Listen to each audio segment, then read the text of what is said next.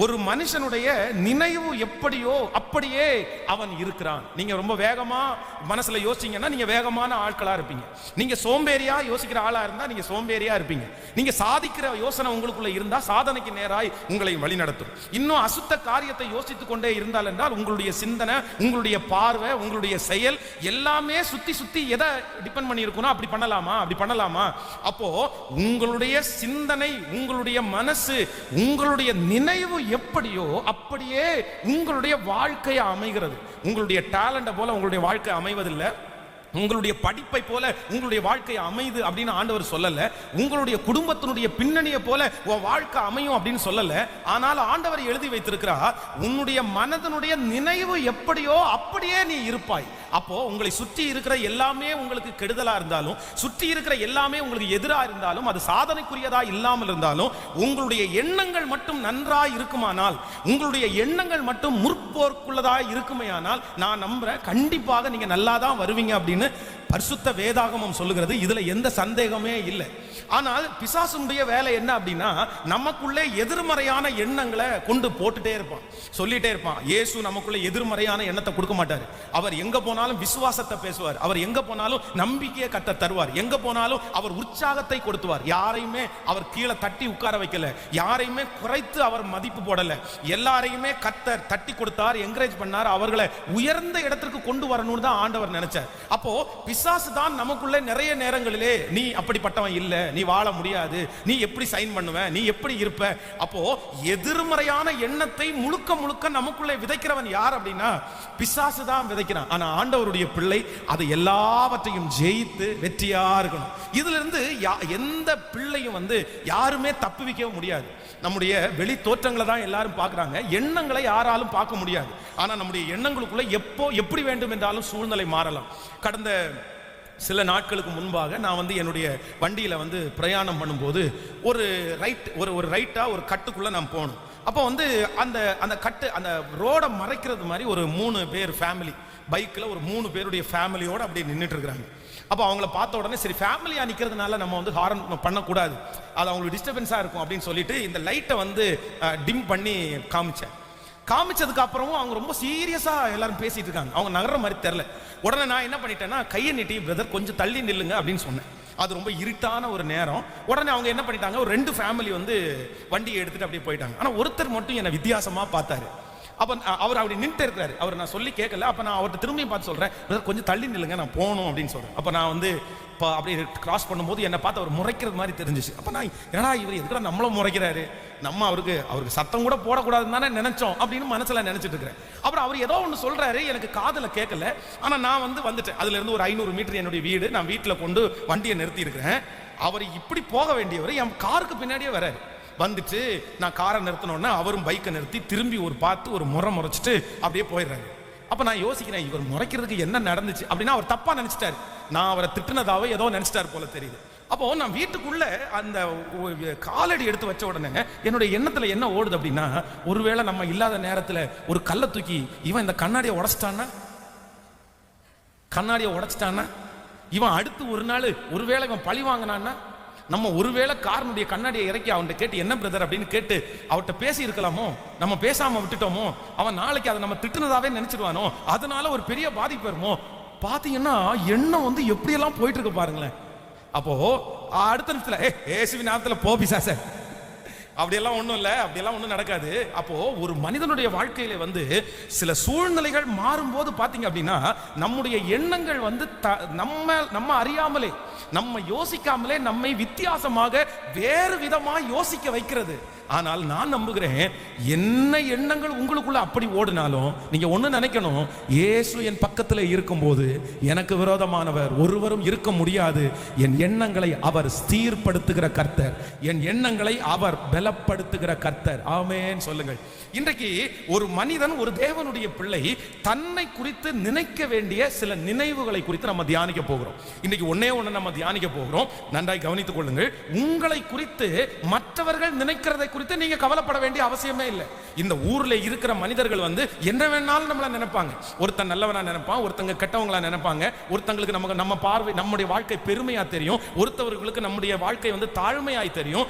ஒன்று மட்டும் நினைத்துக் கொள்ளுங்கள், மனிதர்கள் நம்மை குறித்து நினைக்கிறதை ஒரு நாளும் நம்ம என்ன பண்ண முடியாது, நம்ம அடக்கவே முடியாது. இன்னைக்கு நீங்க வாடகைக்காக யாரோ ஒரு நண்பரிடத்துல ஒரு காரை வாங்கிட்டு ஒரு 10 நாள் உங்க வீட்டிலேயே விட்டுருந்தீங்க அப்படின்னா, நீங்க சொன்னாதான் தெரியும் இது ஏன் கார் இல்ல, என் நண்பனுடைய கார். நீங்க சொன்னாதான் தெரியும். இல்ல அப்படின்னா ஒரு பெரிய பேனர் அடிச்சு இது எனக்கு சொந்தமான கார் அல்ல அப்படின்னு எழுதி ஒட்டுனாதான் தெரியும். ஆனா பக்கத்து வீட்டுக்காரங்க எல்லாம் என்ன நினைப்பாங்க அப்படின்னா, பாரா அதுக்குள்ள கார் வாங்கிட்டாண்டா, அதுக்குள்ள இவ்வளவு பெரிய கார் வாங்கிட்டாண்டா. அப்போ நான் என்ன நம்புறேன் அப்படின்னா, அந்த காரியம் நடக்கவே இல்லை, ஆனால் நம்மை சுற்றி இருக்கிற மனுஷனுக்குள்ள ஒரு வித்தியாசமான உணர்வு போயிட்டே தான் இருக்கும். உலகத்தில் இருக்கிற மற்றவர்கள் என்ன நினைக்கிறார்கள் என்கிறதை நீங்க நினைச்சு வாழ்வீங்கன்னா, நான் நம்புறேன் உங்க வாழ்க்கையை நீங்க சீரா வாழவே முடியாது. இன்னைக்கு நீங்க வீட்டுக்கு போகும்போது அவசரமா ஒரு பழைய சட்டையை போட்டு வெளியே வந்துட்டீங்க. ஆனா உங்களை பார்க்கிற ஒரு ஆளு நீங்க சோகமா இருக்கிறத நினைச்சுக்குவாங்க. ஆனா உண்மையிலே நீங்க என்னவா இல்லை, நீங்க சோகமா இல்ல, ஆனா வீட்டுல இருந்து ரொம்ப சோகமா வர்றீங்க. ஆனா சட்டையை மட்டும் ரொம்ப தெளிவா போடுறீங்க. வெளியே இருக்கிற ஆள் பார்த்து சொல்றாரு, உனக்கு என்னப்பா, நீ என்ன இவ்வளவு ஜாலியா இருக்க? அப்போ ஒன்று நினைத்துக் கொள்ளுங்கள், உங்களை குறித்து மனிதர்கள் யோசிக்கிற யோசனையின்படி நீங்க நடக்கணும்னு நினைச்சீங்க அப்படின்னா நீங்க யாரையும் திருப்திப்படுத்தவும் முடியாது, யாருடைய யோசனையின்படியும் நடக்க முடியாது. ஆனா மிக முக்கியமான ஒன்று என்னன்னா, உங்களை குறித்து நீங்க யோசிக்கிறதுல ரொம்ப கவனமா இருக்கணும். உங்களை குறித்து மற்றவங்க தப்பா யோசிக்கிறது பரவாயில்ல, ஆனா உங்களை குறித்து நீங்க தப்பா யோசிக்க கூடாது. உங்களை குறித்து இன்னொருத்தர் குறைவா யோசிக்கிறது பெரிய விஷயம் அல்ல, ஆனா உங்களை குறித்து நீங்க குறைவா யோசிக்க கூடாது.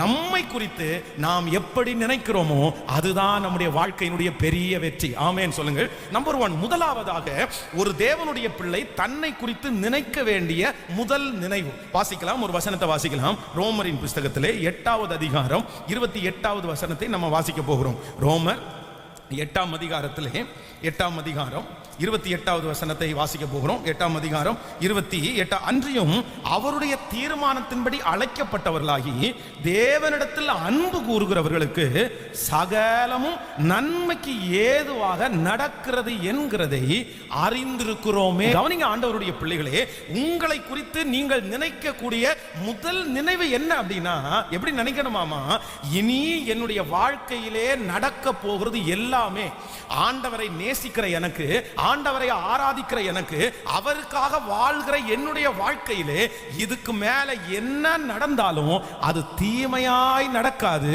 அது நன்மையாய்த்தான் நடக்கும் என்று ஒரு பிள்ளை யோசிக்கணுமாமா. ஆமென் சொல்லுங்கள். இன்றைக்கு இந்த ஜெபத்தில் இருக்கிற நீங்கள் ஒருவேளை எதிர்காலத்தை குறித்து ஒரு பெரிய கேள்விக்குறியோட வந்திருக்கலாம். எனக்கு அப்படி நடந்துருமோ, எனக்கு இவங்களுக்கு நடந்தது மாதிரி நடந்திருக்குமோ, எங்க அம்மாவுக்கு நடந்தது மாதிரி நடக்குமோ, எங்க அப்பாவுக்கு நடந்தது மாதிரி நடக்குமோ, எனக்கு கூட வேலை பார்த்தா அந்த நபருக்கு நடந்தது மாதிரி நடக்குமோ. ஆனால் ஒன்று நினைத்துக் கொள்ளுங்கள், தேவனிடத்தில் அன்பு கூறுகிறவர்களுக்கு எது நடந்தாலும் சகலமும் சகலமும், அது நேசிக்கிறதா இருந்தாலும், அது தூசிக்கிறதா இருந்தாலும், அது அவமானமா இருந்தாலும், அது குறைவா இருந்தாலும், அது நஷ்டமா இருந்தாலும், அது பாடுகளா இருந்தாலும், கர்த்தருடைய வார்த்தை சொல்லுகிறது அது தீமையாய் அல்ல, எனக்கு நடக்க போகிறது எல்லாம் நன்மையாகவே நடக்க போகிறது. ஆமென் சொல்லுங்க. சொல்லுங்க பார்க்கலாம். கையை ஒரு 3 டைம் உயர்த்தி சொல்லுங்க, என்னுடைய வாழ்க்கையிலே இதுவரையிலும் நடந்ததெல்லாம் நன்மையாகவே நடந்திருக்கிறது. நான் அவமானப்பட்டது நல்லது, நான் பாடுபட்டது நல்லது, எனக்கு அந்த சூழ்நிலை வந்தது நல்லது, அதனால் தான் நான் ஆண்டவரை தேடினேன், நான் அதனால் தான் பரிசுத்தமாய் வாழ்ந்தேன். இனியும் என்னுடைய வாழ்க்கையிலே நடக்க போகிறது எதுவா இருந்தாலும், சொல்லுங்கள், எதுவா இருந்தாலும் அது நன்மையாகத்தான் நடக்க போகிறது. என்னுடைய பிள்ளையினுடைய வாழ்க்கையிலே எது நடந்தாலும் அது நன்மையாகத்தான் நடக்க போகிறது, தீமையாக நடக்க போவதே இல்லை. உங்க யாருடைய மனதிலேயாவது ஒருவேளை இப்படிப்பட்ட எண்ணம் இருக்குமானால், ஐயோ என்னுடைய பிள்ளையினுடைய வாழ்க்கையிலே இந்த காரியம் தீமையாய் முடிந்துருமோ, நான் ஒரு காரியத்தை தீமையாய் நினைத்து நான் ஒப்பு கொடுத்து விட்டேனோ, நான் அந்த காரியத்தை ஆரம்பிச்சிட்டேனோ அப்படின்னு ஒரு கலக்கம் இருக்குமானால், ஆவியானவர் திருச்சபைக்கு சொல்லுகிறார், ஆவியானவர் ஜனங்களுக்கு சொல்லுகிறார், இல்லை, நீ கர்த்தரை நேசிக்கிறதுனாலே எது நடந்தாலும் அது நன்மையாகவே, விசுவாசிக்கிறவர்கள் கரங்களை தட்டி அது நன்மையாகவே முடிய போகிறது. கண்டிப்பாக நம்முடைய வாழ்க்கையிலே அது தீமையாய் முடிவதே இல்லை. ஆமென் சொல்லுங்கள். யாக்கோபு தன்னுடைய வாழ்க்கையிலே தன்னுடைய மகனை இழக்கும் போது பாத்தீங்க அப்படின்னா இது தீமையா முடிஞ்சிருமோ, இது கண்டிப்பா தீமைதான் அப்படின்னு அவர் நினைச்சாரு. என் பையனை ஒரு துஷ்ட மிருகம் பட்சித்தது, இனி நான் என்ன செய்வேன், இனி நான் எப்படி வாழுவேன்? என்ன நேசிச்சது அந்த ஒரு பையன் இல்ல, நான் நேசிச்சது அந்த ஒரு பையன் இல்ல, என்னுடைய வீட்டில் இருக்கிற எல்லா பிள்ளையும் துன்மார்க்கமா இருக்காங்க, எல்லா பிள்ளையும் ஆண்டவருக்கு விரோதமா தப்பு பண்றாங்க, ஒருத்தர் கூட நல்வழியிலே இல்ல. ஆனா இந்த ஒரே ஒரு பையன் தான் பயபக்திக்குள்ளவன், இந்த ஒரு பையன் தான் ஆண்டவரை ரொம்ப நேசிக்கிறவன், இவன் தான் ரொம்ப உண்மையானவன், அதனால இவன் தான் எனக்கு நல்லா என்ன எதிர்காலத்துல வச்சு பாப்பான்னு நினைச்சேனே. ஆனா இப்படி ஒரு தீமை நடந்துருச்சு. தன்னுடைய மகனை குறித்து நடந்தது எல்லாமே தீமை என்றுதான் யாக்கோபு நினைத்தார். ஆனால் வேதம் சொல்லுகிறது அது தீமையா முடியல, கர்த்தர் அதை நன்மையாய் முடிய பண்ணினார். ஆமென் சொல்லுங்க பார்க்கலாம். அப்போ நம்முடைய வாழ்க்கையில என்ன குறித்து நான் என்ன நினைப்பேன் அப்படின்னா, இனி எனக்கு எது நடந்தாலும் அதிலே ஒரு நன்மையை கர்த்தர் வைத்திருக்கிறார். இனி எனக்கு நடக்க போகிறது எல்லாம் சொல்லுங்க பார்க்கலாம், நன்மைக்கே நடக்க போகுது, நன்மைக்கே நடக்க போகுது. எது நடந்தாலும், உங்களை வேலையில வைத்திருந்தாலும் நன்மைக்கு, உங்களை வேலையை விட்டு எடுத்தாலும் அது நன்மைக்கு, நீங்கள் அந்த வீட்டை வாங்கினாலும் அது ஒரு நன்மைக்கு, நான் நம்புறேன் அந்த வீட்டை வித்தாலும் ஒரு நன்மைக்கு, அந்த இடத்துல நீங்கள் உட்கார்ந்தாலும் அது நன்மைக்கு, அந்த இடத்திலிருந்து எடுக்கப்பட்டாலும் நன்மைக்கு. என்னை குறித்து நான் நினைக்கிறேன், நான் கர்த்தரை நேசிக்கிறதுனால் எனக்கு நடப்பதெல்லாமே நன்மையாகவே நடக்கிறது. ஆமென் சொல்லுங்கள். இந்த வசனத்தை நான் தியானித்துக் கொண்டிருக்கும் போது ஆண்டவர் வந்து ஒரு 3 காரியத்தை என்னுடைய இருதயத்திலே பேசினார். அப்படி என்றால் இனி நடக்க போகிறதை குறித்து கலங்கி கொண்டிருக்கிறவர்களுக்கு 3 விதமான கர்த்தருடைய வார்த்தை. அப்படின்னா ஏதோ ஒரு காரியத்தை, நடக்க போகிற ஒரு காரியத்தை குறித்து நீங்கள் யாராவது ஒருத்தர் கலங்கி கொண்டிருக்கலாம். இந்த காரியம் என்னமாய் முடியுமோ, இந்த காரியம் எப்படி நடக்குமோ. ஆனால் அப்படிப்பட்டவர்களுக்கு வேதத்திலிருந்தே ஆண்டவர் ஒரு 3 சம்பவத்தை கர்த்தர் ஞாபகப்படுத்துகிறார். நம்பர் 1, முதலாவதாக ஒரு வசனத்தை வாசிக்கலாம். எஸ்தரின் புஸ்தகம் 9ஆம் அதிகாரத்தை நாம் எடுத்துக்கொள்ளலாம். எஸ்தரின் புஸ்தகம் 9ஆம் அதிகாரம் 1வது வசனத்தை வாசிக்கலாமா? 9ஆம் அதிகாரம் 1வது வசனம், ராஜாவின் வார்த்தையின் படியையும் அவனுடைய கட்டளையின் படியையும் செய்யப்படுவதற்கு ஆதார் மாதம் என்கிற 12ஆம் மாதம் 13ஆம் தேதியிலே யூதரின் பகைஞர் அவர்களை மேற்கொள்ளலாம் என்று நம்பினார்களே, அந்நாளில் தானே யூதரானவர்கள் தங்கள் பகைஞர்களை மேற்கொள்ளும்படிக்கு காரியம் மாறுதலாய் முடிந்தது. காரியம் மாறுதலாய் முடிந்தது. நீங்கள் 3ஆம் அதிகாரம், எஸ்தரின் புஸ்தகம் 3ஆம் அதிகாரம், அந்த நாளுக்கு ஆயத்தமாக்கப்பட்டிருக்க வேண்டும் என்று சகல ஜனங்களுக்கும் கூறி அறிவிக்கத்தக்க கொடுக்கப்பட்ட கட்டளையின் நகல் இதுவே. இது ஒவ்வொரு நாட்டிலும் பிரசித்தம் பண்ணப்பட்டது. நன்றாய் கவனிங்கள் ஆண்டவருடைய பிள்ளைகளே. நீங்கள் எஸ்தர் புஸ்தகத்திலே வாசித்து பார்த்தால் அந்த ராஜாவாகிய அகாஸ்வேரு இந்து தேசம் முதல் எத்தியோப்பியா தேசம் வரைக்கும் உள்ள 127 நாடுகளை அரசாண்டான். அப்படின்னா கிட்டத்தட்ட 127 நாடுகளுக்கு ஒரு ராஜா இருக்கிறார். அப்ப அந்த ராஜாவினிடத்திலே ஒரு துஷ்ட ஆமான் அவருக்கு உடன் ஊழியக்காரனா இருக்கிறார். அவன் போய் சொல்றான், நம்முடைய தேசத்திலே ஒரு விதமான கூட்டம் வந்து பரம்பி இருக்குது, அந்த கூட்டத்தினுடைய செய்கை, அந்த கூட்டத்தினுடைய எண்ணம் எல்லாம் நமக்கு ரொம்ப வித்தியாசமா இருக்குது, அவங்க வித்தியாசமான ஒரு மதத்தை பதப்புறாங்க, வித்தியாசமான ஒரு காரியத்தை ஜனங்களுக்குள்ள சொல்லி இருக்காங்க, இவர்களை இப்படியே விட்டுட்டோம் அப்படின்னா இவர்கள் வந்து நம்மளை அழிச்சிருவாங்க, நம்முடைய கலாச்சாரத்தை மாத்திடுவாங்க, நம்முடைய குடும்பங்களை எல்லாம் கெடுத்துருவாங்க அப்படின்னு சொல்லி வேதம் சொல்லுகிறது. அந்த அகாஸ்வேரு தன்னுடைய ராஜாவினிடத்திலிருந்து கையெழுத்து போட்ட ஒரு முத்திரையை வாங்கினார். இப்போ எல்லாருக்கும் கொடுத்து அனுப்பப்படுகிறது. ஒரு டேட்டை பிக்ஸ் பண்ணி, ஆதார் மாதம் இத்தனாம் தேதி இத்தனாம் நாளில் எல்லாரும் ரெடியா இருங்க. எதுக்கு ரெடியா இருங்கன்னா, நம்ம தேசத்துல வந்து ஒரு கூட்டம் பரம்பி இருக்கிறாங்கல்ல, அவங்களுடைய செயல்பாடுகள் எல்லாம் நமக்கு ரொம்ப வித்தியாசமா இருக்குதுல்ல, அவங்க எல்லாரையும் நீங்க அழிச்சிடணும், அவங்க எல்லாரையும் நீங்க கொன்றணும். ஆயுதங்களோட கொல்றது மட்டுமல்ல, அவர்களை பெரியவங்க சின்னவங்க யாரையுமே பார்க்க வேண்டாம், எல்லாரையுமே அழித்து அவங்களுடைய எல்லா பொருட்களையும் நீங்க கொள்ளையாடிருங்க. அப்படி ஒரு கடிதத்தை கொடுத்து அனுப்பும் போது அவர்கள் குதிரையில பல இடங்களில் கொண்டு போய், அப்படின்னா ஒவ்வொரு நாட்டினுடைய அந்த இடத்துல முக்கியமான இடத்துல கொடுக்கும்போது அங்க இருந்து எல்லாருக்கும் அறிவிக்கப்பட்டது. இப்ப அந்த நாளுக்காக எல்லாரும் காத்துட்டு இருக்கிறாங்க. இஸ்ரவேல் ஜனங்களுடைய இருதயம் எல்லாம் ரொம்ப, யூதா ஜனங்களுடைய இருதயம் எல்லாம் ரொம்ப பதட்டமா இருக்குது. ஆனா அவர்கள் எழுதியிருந்த அந்த நாளில, அந்த நேரத்தில் என்ன எழுதி இருந்தாங்களோ அந்த காரியம் எப்படி முடிஞ்சிருச்சாமா? மாறுதலாய் முடிந்தது. இந்த மாதம் இத்தனாம் தேதி யூதர்கள் கொல்லப்பட வேண்டும், அவர்களுடைய உடைமைகள் கொள்ளையடிக்கப்பட வேண்டும் என்று அதில் எழுதியிருந்தது. ஆனா அதே மாதம் அதே தேதியில இவர்களுக்கு விரோதமானவர்கள் கொல்லப்பட்டு அவர்களுடைய உடைமைகளை கொள்ளையாடுகிறது போல ஒரு சம்பவம் நடந்துச்சு. காரியம் மாறுதலாய் முடிந்தது. இந்த சத்தத்தை கேட்கிற அன்பு ஆண்டவருடைய பிள்ளைகளே, நீங்கள் ஒருவேளை இனி நடக்க போகிற ஒரு காரியத்தை குறித்து இது எப்படி நடக்குமோ என்று நீங்கள் நினைக்கலாம். இந்த காரியத்தினுடைய தாக்கம் ரொம்ப பெருசா இருக்குமோ, இதனால நான் ரொம்ப பாதிக்கப்பட்டுருவேனோ, இது என்னுடைய எதிர்காலத்துக்கு ரொம்ப ஆபத்தாய் முடிந்துருமோ, இது என்னுடைய பேரை கெடுத்துருமோ, இது என்ன நடுத்தெருவுக்கு கொண்டு வந்துருமோ. இதே போல இனி நடக்க போகிற ஒரு காரியத்தை குறித்து நீங்கள் கலங்கி கொண்டிருப்பீர்களே, ஆனால் ஆண்டவர் முதலாவதாக வாக்கு கொடுக்கிறார், காரியத்தை மாறுதலாய் கர்த்தர் முடிய பண்ணுவார். அவர்கள் சொன்னது போல் நடக்கப்படுவதில்லை, அந்த எழுத்திலே எழுதினது போல நடக்கப்படுவதில்லை, அவர்களுக்கு எழுதினதற்கு மாறாக நடக்க போகிறது, அவர்கள் சொன்னதற்கு மாறாக நடக்க போகிறது. சத்தமாய் ஆமென் சொல்லுங்கள். உங்கள் சொந்தங்கள் எழுதினதை கர்த்தர் மாற்றி எழுத போகிறார். உங்களுக்கு விரோதமானவர்கள் எழுதினதை கர்த்தர் மாற்றி எழுத போகிறார். இப்பொழுது இந்த ஆராதனை நேரத்தில் இந்த சத்தத்தை கேட்டுக் கொண்டிருக்கும் போதே உனக்காக எழுதப்பட்ட அந்த எழுத்து மாற்றி அமைக்கப்படுகிறது. உங்கள் குடும்பத்தை குறித்து எழுதப்படுகிற எழுத்து மாற்றி அமைக்கப்படுகிறது. உங்கள் பிள்ளைகளை குறித்து எழுதப்பட்ட எழுத்து மாற்றி அமைக்கப்படுகிறது. என் தேவனாகிய கர்த்தர் சொல்லுகிறார், அதே நாளிலே, அதே கிழமையிலே, அதே நேரத்திலே உனக்கு விரோதமாய் எழுதப்பட்ட அந்த காரியம் மாற்றப்பட்டு காரியம் மாறுதலாய் நம்புகிறவர்கள் கரங்களை தட்டி, இதோ உன் பிள்ளையினுடைய காரியம் மாறுதலாய் முடிகிறது. உனக்கு எதிராய் எழும்பின அந்த சக்திகளை கர்த்தர் காரியங்களை மாறுதலாய், காரியங்களை கர்த்தர் மாறுதலாய் முடிய பண்ணுகிறவர். நம்முடைய ஆண்டவருக்கு ஒரு பெரிய வல்லமை இருக்கிறது. நம்முடைய ஆண்டவருக்கு ஒரு பெரிய பவர் இருக்குது. அது என்ன பவர் அப்படின்னா, யார் எழுதினதையும் மாற்றி எழுதக்கூடிய ஒரு பவர் கர்த்தருக்கு இருக்கிறது.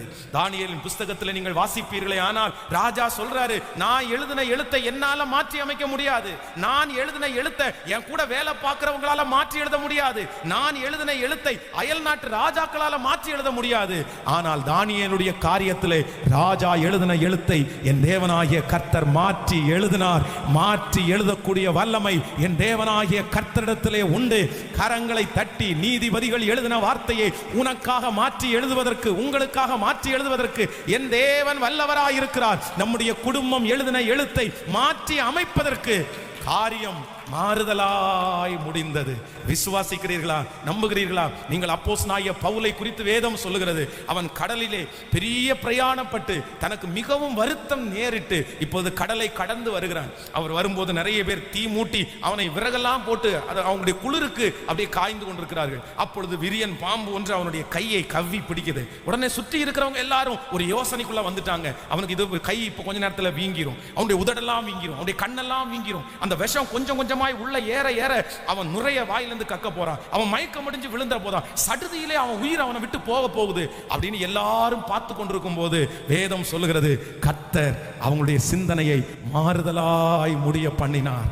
மாறுதலாய் முடிய பண்ணினார். அவனுக்கு வீக்கம் வரல, அவனுடைய வாயிலிருந்து நுரை தள்ளப்படல, அவன் விழுந்து சாகல, அவனுக்கு ஒன்றும் நேரிடாததை கண்டவுடனே அவர்கள் எல்லாரும் கர்த்தரை மகிமைப்படுத்தினார்கள். இன்றைக்கு யாருக்காக கர்த்தர் இந்த வார்த்தை சொல்லுகிறார் என்று தெரியாது, ஆனால் நான் பலிபீடத்திலே ஆணித்தரமாய் சொல்லுகிறேன், என் தேவனாகிய கர்த்தருடைய பிள்ளையே, உன்னை சுற்றி இருக்கிற நிறைய ஜனங்கள் உனக்கு இதுதான் நடக்க போகுது, உனக்கு இதுதான் நடக்க போகுது, இந்த மாதத்திலே உனக்கு இது நடக்கும் என்று உங்களை சுற்றி எதிர்பார்த்துட்டு இருக்கிற கண்கள் ஆச்சரியப்படுகிற அளவிற்கு என் தேவனாகிய கர்த்தர் காரியத்தை இதோ மாறுதலாய் முடிய பண்ணுகிறார். உங்களுடைய பிள்ளைகளுடைய வாழ்க்கையிலே அந்த காரியத்தை கர்த்தர் மாறுதலாய் முடிய பண்ணுகிறார். உங்களை சுற்றி இருக்கிறவர்கள் பார்க்கிற பார்வையின்படி நடக்க போவதே இல்லை, நடக்க போவதே இல்லை. ஆமென் சொல்லுங்க. நம்பர் 1, முதலாவதாக எந்த காரியத்தை குறித்து, இனி நடக்க போகிற காரியத்தை குறித்து கலங்குறீர்களோ அதை காரியத்தை கர்த்தர் மாறுதலாய் முடிய பண்ணுகிறார். ஆமென் சொல்லுங்கள். என்னை பலப்படுத்துகிற கிறிஸ்துவினால் எல்லாவற்றையும் செய்ய எனக்கு பலன் உண்டு. எனக்காக ஜெயம் கொடுக்கிற ஒரு நல்ல கர்த்தர், என்னை அலங்கரிக்கிற ஒரு நல்ல தேவன், என்னோடு இருக்கிற ஒரு சோத்திரம் பண்ணுங்க. கையை உயர்த்தி இந்த வார்த்தை எனக்காக தான் என்று சொல்லுங்கள், என் பிள்ளைகளுக்காக தான் என்று சொல்லுங்கள். இப்பொழுது அந்த பிசினஸை கர்த்தர் தழைக்க பண்ணட்டும், இப்பொழுது அந்த குடும்பத்தை கர்த்தர் கட்டி எழுப்பட்டும்.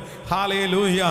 அந்த காரியங்களை கர்த்தர் மாறுதலாய் மாற்றட்டும். ஸ்தோத்திரம் ஸ்தோத்திரம். அவர்களுடைய பார்வையின்படி நடக்காமல் போவதாக, அவர்களுடைய வார்த்தையின்படி நடக்காமல் போவதாக. அவர்கள் சொன்ன அந்த நாள், அவர்கள் சொன்ன அந்த நேரம் என் தேவன் பிள்ளைகளை உயர்த்துகிற நாளாய் ஸ்தோத்திரம் பண்ணுங்க. இந்த வார்த்தை எனக்காக தான். நீங்க சொல்ல சொல்ல நடக்குது. பிரதர், கர்த்தர் உங்களுக்காக தான் பேசுறாரு. உங்க பிள்ளையை குறித்து சொல்லப்பட்டிருக்கிற அந்த காரியத்தை கர்த்தர் மாறுதலா முடிய பண்ணுவார். ஓ, கர்த்தர் மாறுதலா முடிய பண்ணுவார். உங்களுடைய தொழிலை குறித்து சொல்லப்பட்ட அந்த காரியத்தை கர்த்தர் மாறுதலாய் முடிய பண்ணுவார்.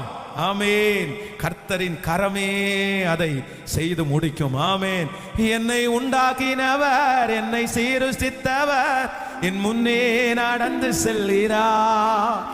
என்னை உண்டாக்கினவர், என்னை சீருஷ்டித்தவர், என் முன்னே நடந்து செல்கிறார். இங்கு என்னை ஒன்றும் செய்யாது. கரங்களை தட்டி பாடுவோம். ஹல்லேலூயா. அழைத்தவர் கைவிடுவாரோ, தெரிந்தவர் விட்டிடுவாரோ. நம்பிக்கையோ. அழைத்தவர் கைவிடுவாரோ, இருந்தவர் விட்டிடுவாரோ. பெயர் சொல்லி அழைத்த தேவன், பெயர் சொல்லி அழைத்த தேவன் மகிமை பாடுத்திடுவார், மகிமை பாடுத்திடு. இப்ப கரங்களை மேல என்னை உண்டாகினவர் பாடுவோம். உங்கள் பிள்ளையை குறித்த காரியம் மாறுதலாய் முடியும். கர்த்தர் காரியங்களை மாற்றுகிறவர். பாட பாட அந்த பிரசன்னம் உங்களை தொடரும்.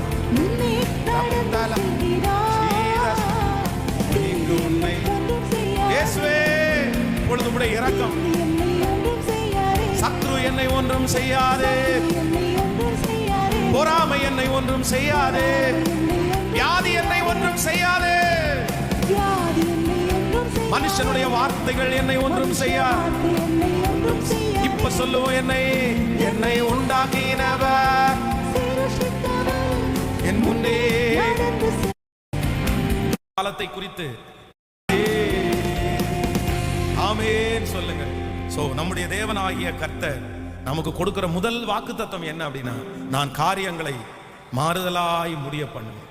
எதிர்காலத்தை குறித்து, அடுத்த வாழ்க்கையை குறித்து, நாளைக்கு என்ன நடக்குமோ, அடுத்த ஆண்டு என்ன நடக்குமோ, அடுத்த மாதம் என்ன நடக்குமோ, என் பிள்ளையினுடைய எதிர்காலம், என் வேலையினுடைய எதிர்காலம் என்ன நடக்குமோ என்று கலங்கி கொண்டிருக்கிற நீங்க ஒன்ன மனசுல பிக்ஸ் பண்ணிட்டு இதுதான் நடக்க போகுது அப்படின்றத நீங்க போராடி கொண்டிருக்கலாம். உங்களை சுற்றி இருக்கிறவர்கள் மனதில் ஒன்ன பிக்ஸ் பண்ணிட்டு இதுதான் நடக்க போகுதுன்னு சொல்லலாம். ஆனா ஆண்டவர் வாக்கு கொடுக்கிறாரு, இல்லவே இல்லை, நான் காரியங்களை மாறுதலாய் முடிய பண்ணுவேன். பலவீனம் உள்ள உங்க பிள்ளைய தான் கர்த்தர் முன்னாடி நிக்க வைக்க போறாரு. இந்த பிள்ளை பலவீனம், இந்த பிள்ளைக்கு எப்படி கல்யாணம் நடக்கும்னு நினைக்கிறீங்களா? நான் நம்புறேன் அந்த பிள்ளைக்கு தான் கர்த்தர் கிராண்டா திருமணத்தை முடிக்க போறாரு. எத்தனை பேர் ஆமோதிக்கிறீர்கள்? ஹல்லேலூயா. இந்த காரியம் ஆரம்பத்திலே எப்படி இருக்குது, இதனுடைய முடிவு எப்படி இருக்குமோ அப்படின்னு கலங்குறீங்களா? அந்த காரியம் தான் நல்லா முடிய போகுது.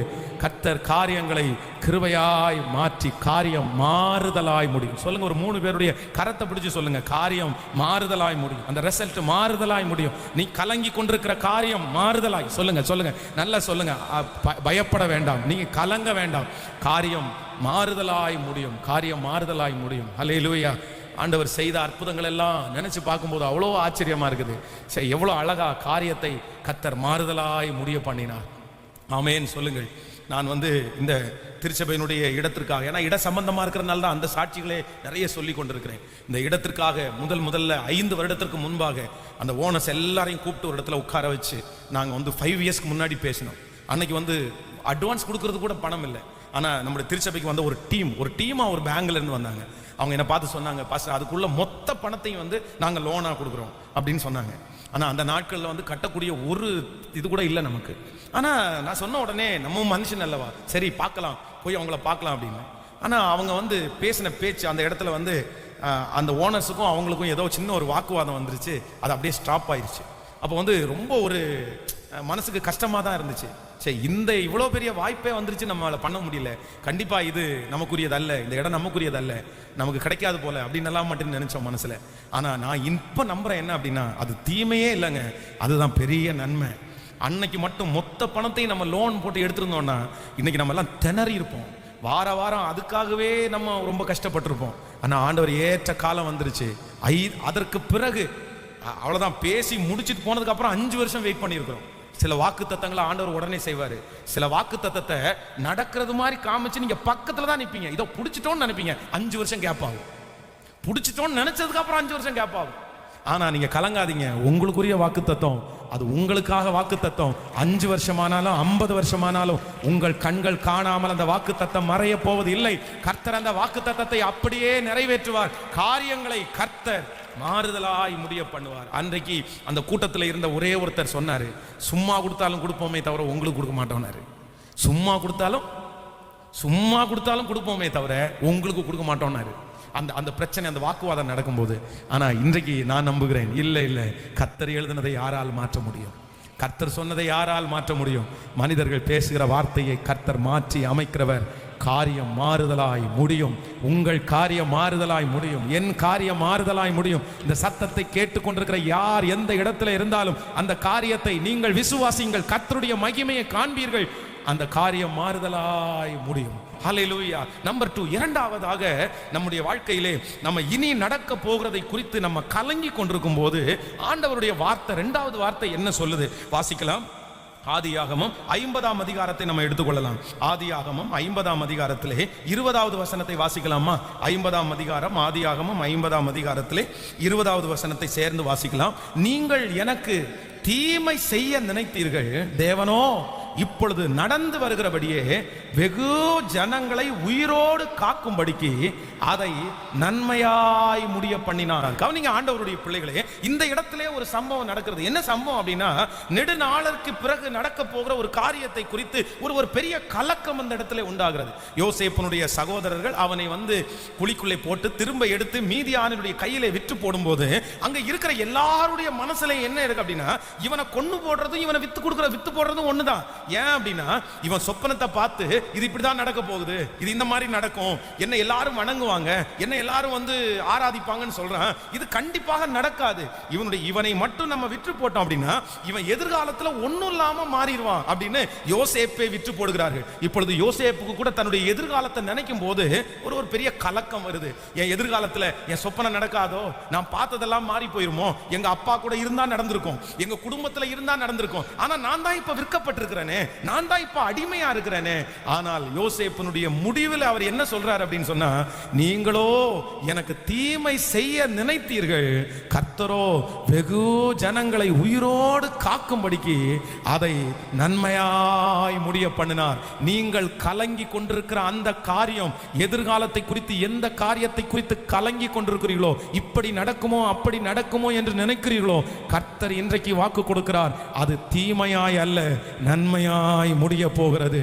அந்த காரியத்தை கர்த்தர் நன்மையாய் முடிய பண்ண போகிறார். அந்த பிரச்சனையை கர்த்தர் நன்மையாய் முடிய பண்ண போகிறார். அந்த சோதனை முடிவிலே உங்களுக்கு நன்மையாய் முடியும். நீங்கள் அப்பொழுது யோசேப்பை போல சொல்லுவீர்கள், கர்த்தரோ அதை நன்மையாய் முடிய பண்ணினார். ஆமென் சொல்லுங்கள். எத்தனை பேர் விசுவாசிக்கிறீர்கள்? கைகளை உயர்த்தி ஒரு ஹல்லேலூயா சொல்லலாம்.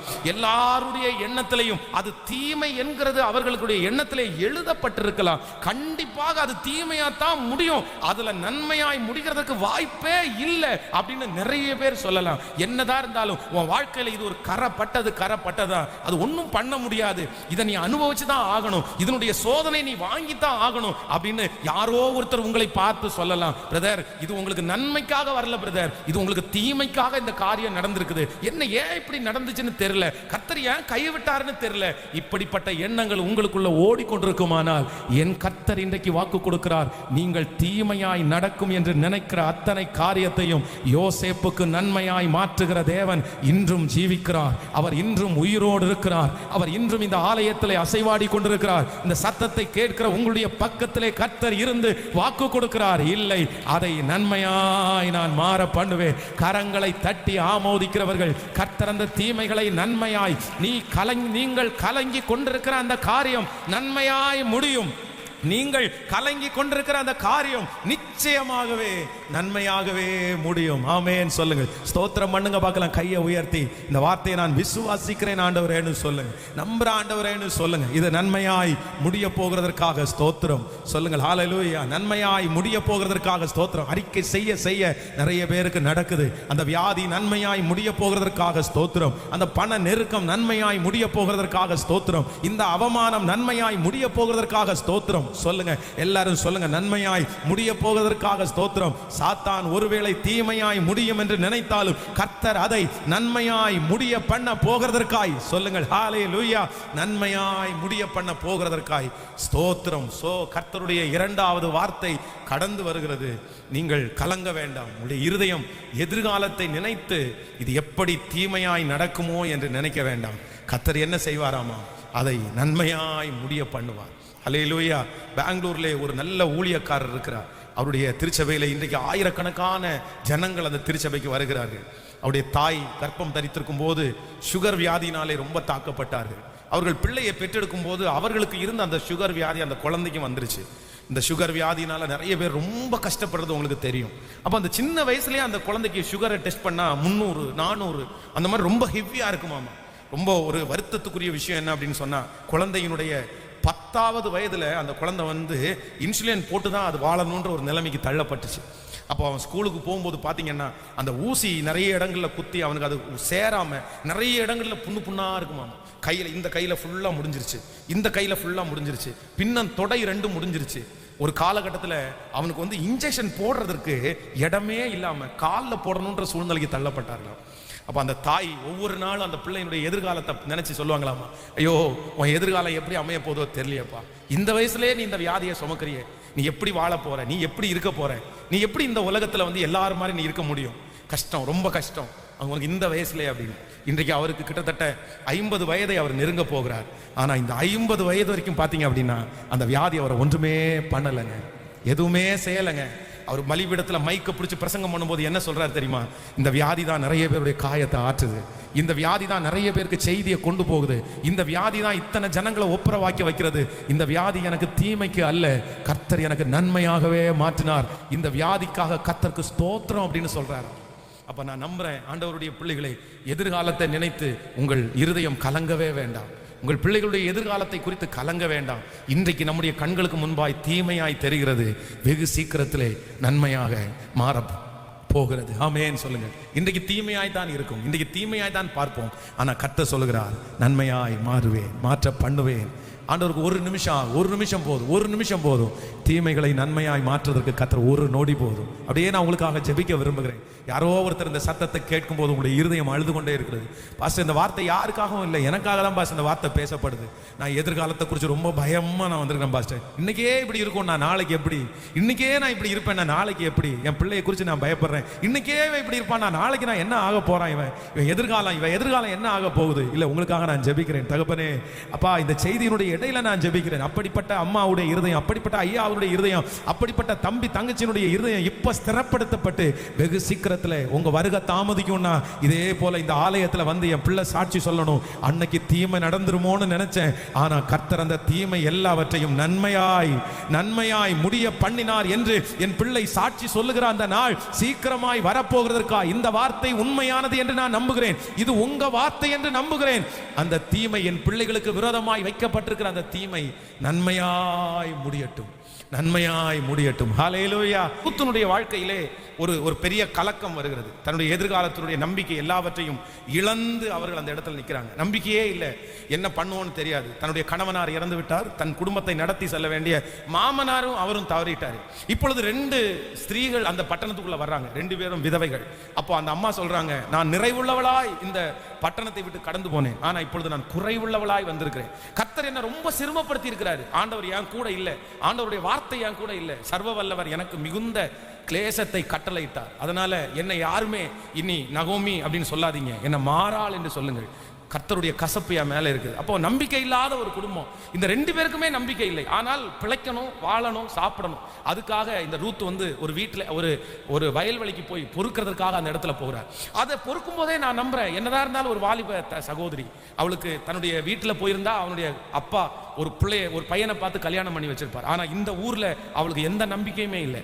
அவள் இன்னொரு ஊர்ல உள்ளவள். பொதுவாக இஸ்ரவேல் ஜனங்கள், யூதா ஜனங்கள் அதுவும் இன்னொரு தேசத்துல இருக்கிற ஸ்திரீகளை அவர்கள் விவாகம் பண்ண மாட்டாங்க. என்ன பண்ணாலும் அவங்க விவாகம் பண்ண மாட்டாங்க. அது கர்த்தருடைய நியாய பிரமாணத்துக்கு ரொம்ப புறம்பானது. அதனால இந்த ஊர்ல ஒருவேளை என்ன ஒருத்தன் ஆசைப்பட்டா கூட எப்படி என்ன கல்யாணம் பண்ணுவான்? ஏன்னா அதற்கு நிறைய தடைகள் இருக்கிறது. அப்போ எதிர்காலம் எல்லாம் ரொம்ப கவலையாய் கலக்கமா இருக்குது. என்ன பண்றேன்னே தெரியல. அப்பதான் அவருடைய மாமியார் இடத்துல சொல்றாங்க, இப்படி ஒரு மனுஷனை நான் சந்திச்சேன், அந்த மனுஷன் ரொம்ப நல்லவரா இருக்காரு, நடந்த விஷயத்தை எல்லாம் சொல்றாங்க. அப்பதான் அந்த நகோமி சொல்றாங்க, மகளே நீ ஒன்றும் கவலைப்படாத, நீ காத்துரு, நீ பொறுத்துரு, இந்த காரியம் என்னமாய் முடியும்னு நம்ம 2 பேரும் கொஞ்சம் வெயிட் பண்ணி பார்ப்போம். அந்த காரியத்திற்காக வெயிட் பண்ணும்போது வேதம் சொல்லுகிறது, அது பாதகமா முடிஞ்சிருமோன்னு நினைச்சாங்க, தங்களுக்கு விரோதமா முடிஞ்சிருமோன்னு நினைச்சாங்க. ஆனா வேதம் சொல்லுகிறது, கர்த்தர் அந்த காரியத்தை ரூத்துக்கு கர்த்தர் சாதகமாகவே மாற்றி கொடுத்தார். ஆமேன் சொல்லுங்கள். அவங்க அப்படி ஒன்று நடக்கும்னு நினைக்கல. திடீரென்று இப்படி ஒரு திருமண ஏற்பாடு நடக்கும் என்று அவளுக்கு தெரியாது. அதுவும் ஒரே நாள் பார்த்த உடனே தன்னை பிடிச்சி போய் எல்லா சூழ்நிலையின் மத்தியிலும் எல்லாத்தையுமே அவாய்ட் பண்ணிட்டு, எந்த வயல்ல நான் பொறுக்கிட்டனோ அந்த வயலுக்கு நான் உரிமையாளராய் மாறுவேன்னு அவங்க மனசுல கூட நினைக்கல. தன் எதிர்காலத்தை நினைக்கும் போதெல்லாம் அவங்களுக்கு கலக்கம் தான் வந்துச்சு. எங்கு போனாலும் எனக்கு ஆப்போசிட், எங்கு போனாலும் எனக்கு எதிர்ப்பு, எங்க போனாலும் யாரும் எனக்கு ஹெல்ப் பண்ண மாட்டாங்க. இந்த காரியத்தை சொன்ன உடனே ஸ்டாப் பண்ணிடுவாங்க, இந்த காரியத்தை சொன்ன உடனே செய்ய முடியாதுன்னு சொல்லுவாங்க. அப்படி போனா எங்க போனாலும் பாதகமான ஒரு சூழ்நிலை தான் எனக்கு விரோதமா இருக்குதுன்னு சொன்ன அந்த ரூத்தினுடைய வாழ்க்கையிலே நீ பொறுத்துரு, என்ன நடக்கும்னு பார்க்கும்போது கர்த்தர் அந்த காரியத்தை அவளுக்கு சாதகமாய் முடிய பண்ணினார்.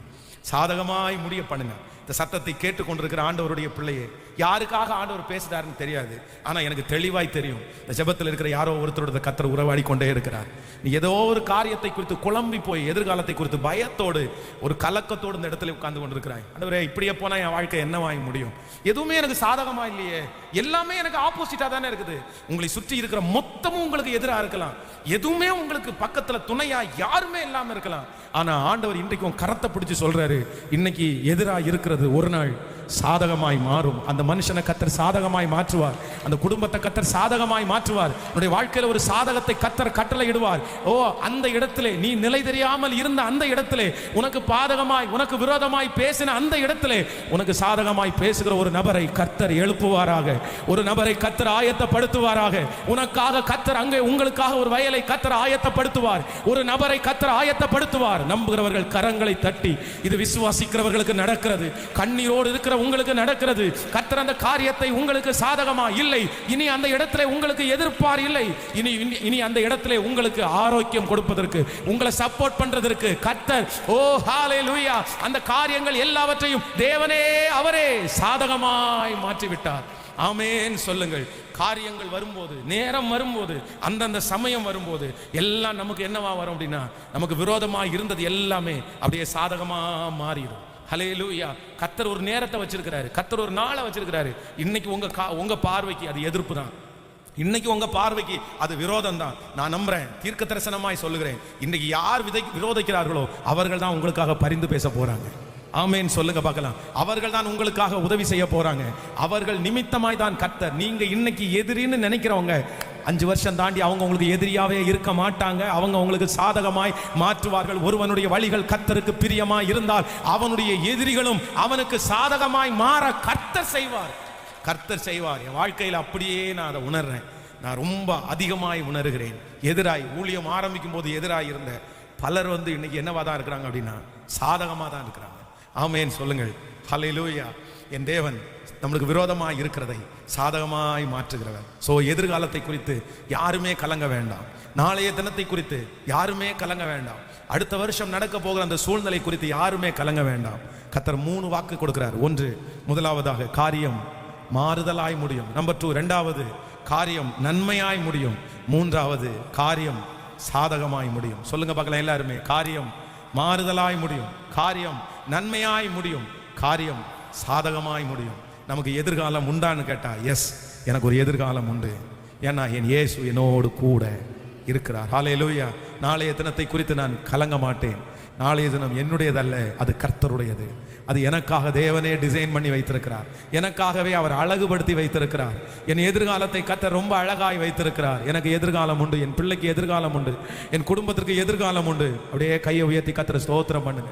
இந்த வார்த்தைக்காக ஆண்டவருக்கு ஸ்தோத்திரம் பண்ணுங்க. ஆமென். இன்றைக்கு நிறைய பேருக்கு வழிகள் திறக்கிறதை நான் பார்க்கிறேன். இந்த வசனம் தீர்க்க தரிசனமாய் நடக்க போகிறதை நான் பார்க்கிறேன். கர்த்தருடைய வருகை தாமதிக்குமானால் சில வருடங்கள் தாண்டின உடனே இதே வார்த்தையை நிறைய பேர் சொல்ல போகிறதற்காக ஸ்தோத்திரம். ஆண்டவர் இன்றைக்கு உங்களை முன்குறிக்கிற நாள். கர்த்தர் இன்றைக்கு உங்களுக்காக பலத்த காரியங்களை செய்கிற ஒரு நாள். ஆண்டவர் உங்களுக்காக கிரியை செய்கிற நாள். இதற்காகவே கர்த்தர் இந்த இடத்துல உங்களை அழைத்து வந்தார். உன்னோடு கூட இருக்கிறேன் என்கிறதை கர்த்தர் நிரூபிக்கிறதற்காகவே அழைத்து வந்தார். நான் உன்னை மறக்கவில்லை என்பதற்காகவே கர்த்தர் அழைத்து வந்தார். எதிர்காலத்தை குறித்து கலக்கம் வேண்டாம். உண்டாக்கினவர் கைவிடவே இல்லை. உண்டாக்கினவர் கைவிடவே இல்லை. ஹல்லேலூயா. அப்படி